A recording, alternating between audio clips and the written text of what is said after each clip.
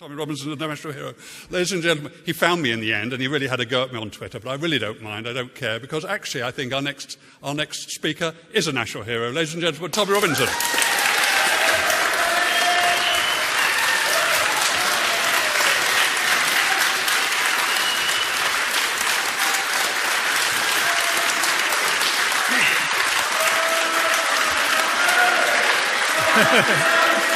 In their church. Oh.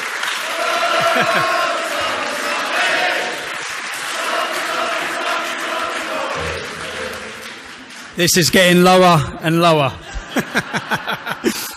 Some great speeches. Amy, I was so proud that you didn't falter. And taken away at Christmas. So I'll just start off by, I was proud of you. I thought it was brilliant. But I'll start off saying don't mess with our kids. Do not mess with our children. It's something that everybody can get behind and must get behind. What a beautiful symbol. Our children, our country, our future. I want to talk about LGBT indoctrination, but more indoctrination in primary schools. That's the issue I want to speak about.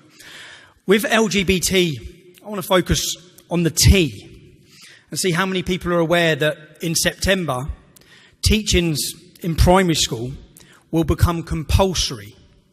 At the minute you can take your children out, you have been able to. Parents have been able to object. Come September, that right will be taken away from you. As a father, as an Englishman, I decide as a parent what's right for my children. That should never be taken away.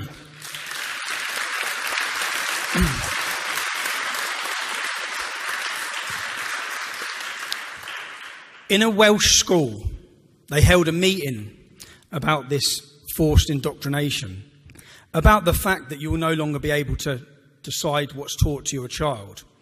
90% of parents objected to the law that's coming.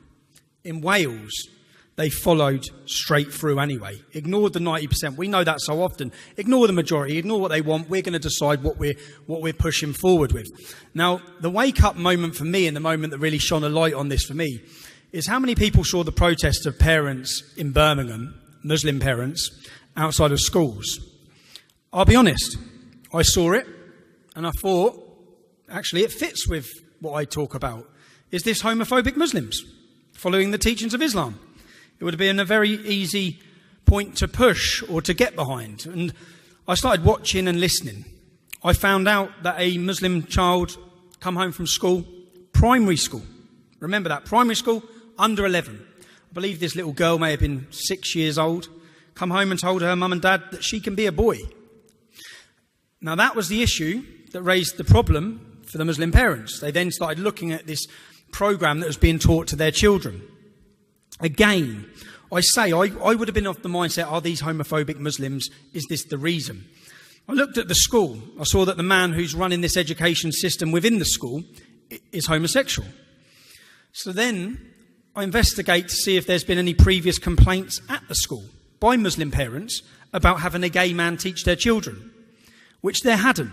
So this, from the parents, wasn't about a homosexual teaching their children. It wasn't really about homophobia, which I was automatically led by the media and pushed by politicians that these were extremist parents and they're bigots. That's what we've seen. That's what I saw.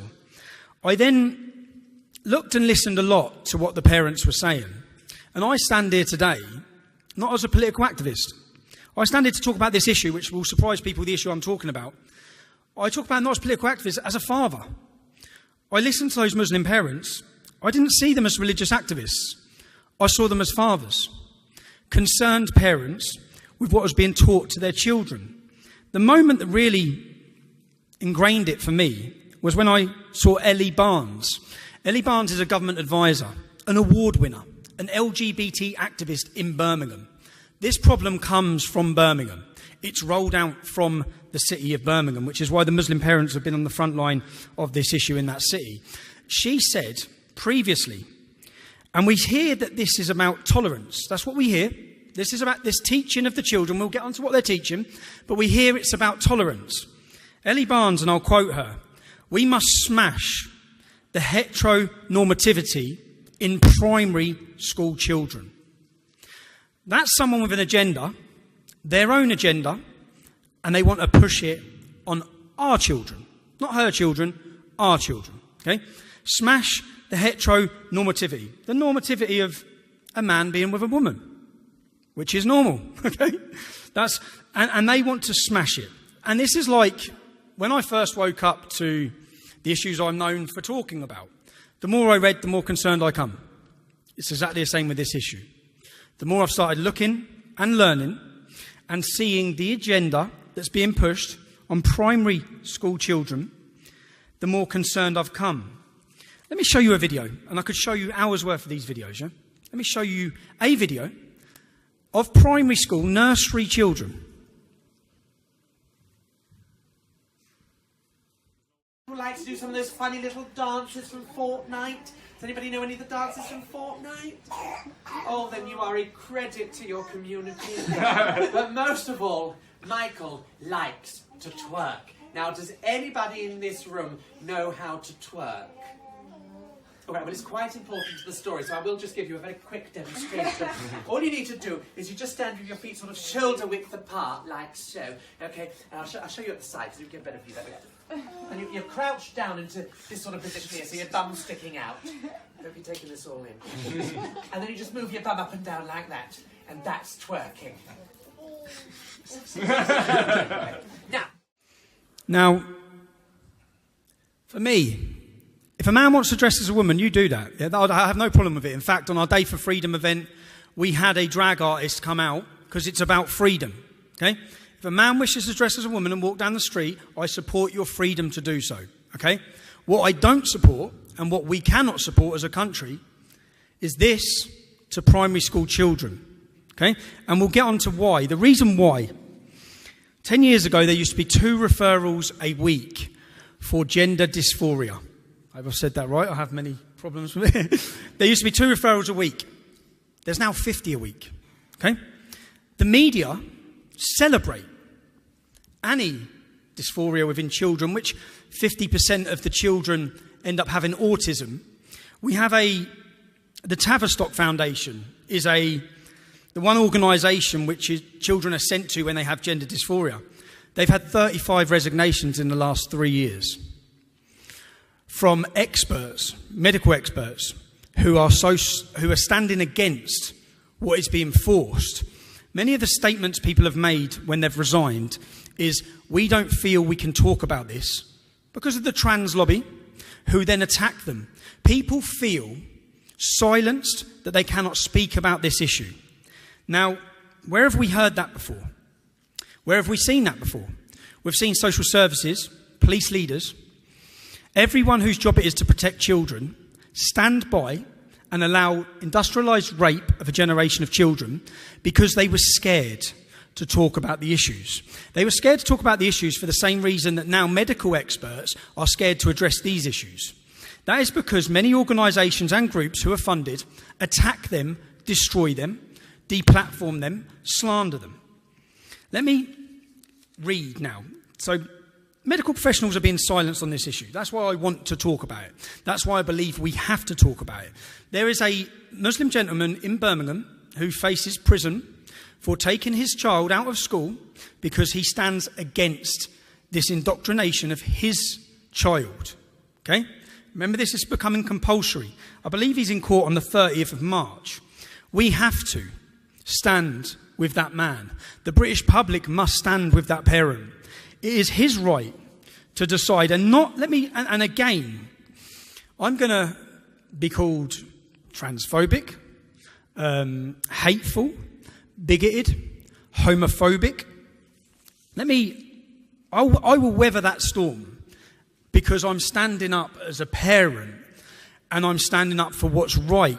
It's morally right, it's righteous. Let me read you now some primary school books. And this is where the confusion is coming into young children. One book, Mr. Seahorse. Mr. Seahorse, a stunning picture book from Eric Carle about Mr. Seahorse and other male mothers. Male mothers. Another book, Jacob's New Dress. But Jacob wants to wear a dress to school. This is confusion of primary school children. Another book, Billy's New Frock. Billy wakes up to find that he has turned into a girl. Another book, I Am Jazz. This confused her family until they took her to a doctor who said that Jazz was transgender and she was born that way.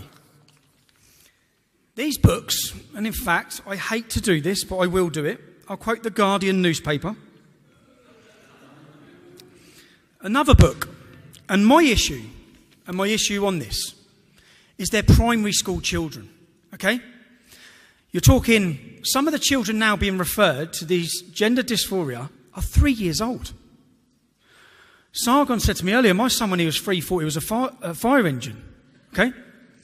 You're now sending them for gender dysphoria appointments, 3 years old, 4 years old, 5 years old, 13%. We've had 10,000 children now. And are we going to ignore it and be silenced? We've seen what happened to a generation of our daughters already. This is child abuse. My name is Kit and I'm 12 years old. This is from another book for primary school children. My name is Kit and I'm 12 years old. I live in a house with my mum and dad and our dog Pickle. When I was born, the doctors told my mum and dad that they had a baby girl. And so for the first few years of my life, that's how my parents raised me. This is called being assigned female at birth. I wasn't ever very happy that way. These are the opening lines of a new book called Can I Tell You About Gender Diversity, which is being introduced into primary schools.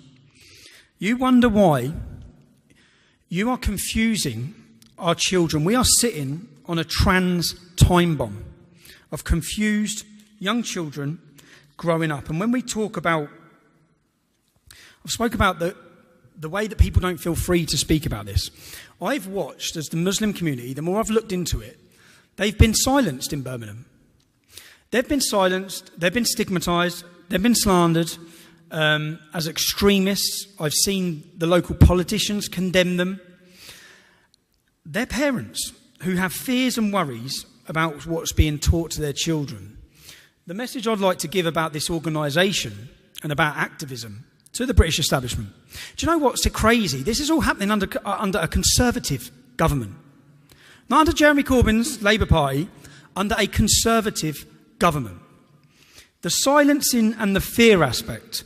We want to become an umbrella for people across the country. The 90% of Welsh citizens who opposed this, and it was forced anyway. We want to give a message to the British establishment that if you think this is going under the carpet and quietly passing through for compulsory teaching in children's education by September, if you think you've seen problems outside schools in Birmingham, you haven't actually seen anything yet. Because, and I'll put the olive branch out to the parents in Birmingham, I think that we have to, the British public have to support them. The main problem here is that many parents will not even be aware that drag artists are being brought in to speak to children at school, to read nursery rhyme books, that these books are becoming part of curriculum teachings. The increase going up of over 2,000% each year of gender dysphoria. So in that, as a father, as a guardian to my children, I will not allow a nanny state to remove my parental rights. And I want to make sure that people join. If you wanted a movement to join, I urge you to join it. I urge real LGBT activists. We've come a long way in protecting gay people's rights. I'd be the first person to speak up for gay people's rights. These videos, this teaching is nothing about gay people's rights. This is about an enforced indoctrination into primary school children. I implore you to join this fight. I implore you to join this movement. The nanny state makes for a terrible educator and an even worse parent. I'd like to thank you all. And again, I'd say we've had some great speakers. I'm proud to be part of a movement that's going to stand up for the citizens who feel silenced. The only way to do it is to spread the word, to join. and to protect a generation of children from what can only be described as cultural Marxism. Thank you.